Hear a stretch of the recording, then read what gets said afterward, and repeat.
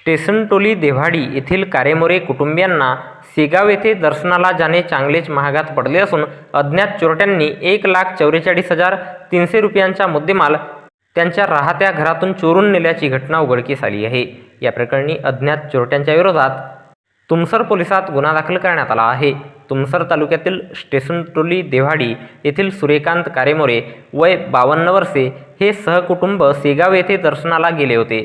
त्यांना दर्शनाला जाणे चांगलेच महागात पडले असून कोणीतरी अज्ञात चोरट्याने सुनामोका पाहून त्यांच्या घराच्या समोरील दाराचा कोंढा आणि दार तोडून आत प्रवेश करून बेडरूममधील अलमारीमध्ये ठेवलेले सोन्याचा गोफ, सोन्याची अंगठी, सोन्याचे झुमके, सोन्याची काडी पोत, सोन्याची रिंग आणि नगदी 6,300 रुपये असा एकूण किंमत 1,44,300 रुपयांचा मुद्देमाल कोणीतरी अज्ञात चोरट्याने सुनामोका पाहून चोरून नेल्याची घटना दिनांक 1 जुलै 2024 रोज सोमवारला सकाळी 8:30 वाजता दरम्यान उघडकीस आली आहे।